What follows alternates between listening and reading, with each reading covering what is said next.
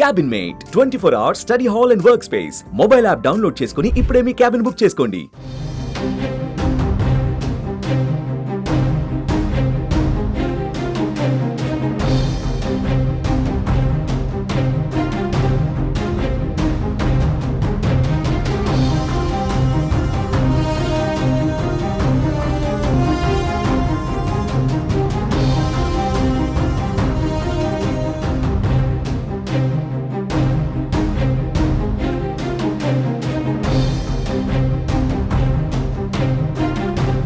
కొద్ది రోజుల క్రితం మంచు ఫ్యామిలీలోని గొడవలు అభిమానుల్ని కలవరపెట్టాయి. మంచు మనోజ్ తండ్రి మోహన్ బాబు మధ్య జరిగిన రచ్చ అంటూ రాజకీయంగానూ ప్రకంపనలు రేపాయి.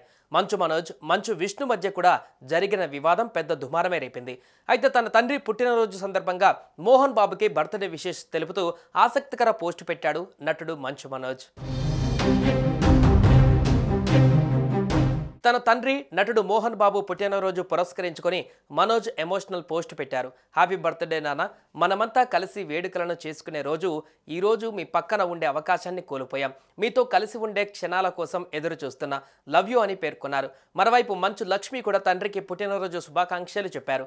హ్యాపీ బర్త్డే నాన్న, మీరు ఆయురారోగ్యాలతో సంతోషం ప్రశాంతంగా జీవించాలని ఆ దేవుడిని ఎల్లప్పుడూ ప్రార్థిస్తుంటా అని తెలిపారు.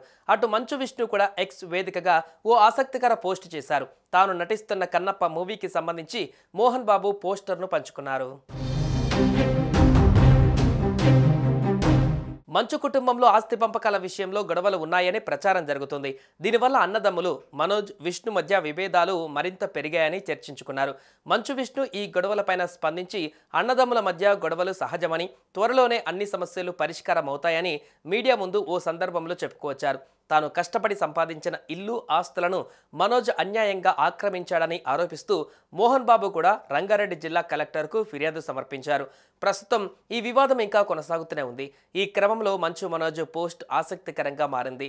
నాన్న ఐ లవ్ యూ అంటూ మనోజ్ తన ఇన్స్టాగ్రామ్ పోస్ట్ ద్వారా తండ్రికి విషెస్ చెప్పారు.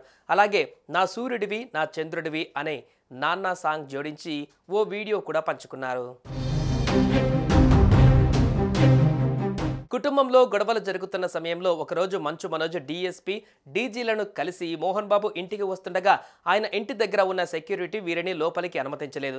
దాంతో గేట్లు బద్దలు కొట్టుకుని మరీ మనోజ్ లోపలికి వెళ్లడంతో ఆ సమయంలో అక్కడికి వచ్చిన మీడియా మిత్రులు మోహన్ బాబును ప్రశ్నించే ప్రయత్నం చేశారు. దాంతో కోపంతో ఊగిపోయిన ఆయన జర్నలిస్టులపైన దాడి చేయగా వారు ఈయనపై కంప్లైంట్ కూడా ఇవ్వడం జరిగింది. అలా ఈ విషయంలో కోర్టు మెట్లు కూడా ఎక్కారు మోహన్ బాబు. ఇక తర్వాత సంక్రాంతి సందర్భంగా తిరుపతిలో గొడవలు జరిగిన విషయం తెలిసిందే. సుమన్ టీవీలో మీ పర్సనల్ అండ్ బిజినెస్ ప్రమోషన్స్ కోసం కింది నెంబర్కి కాంటాక్ట్ చేయండి.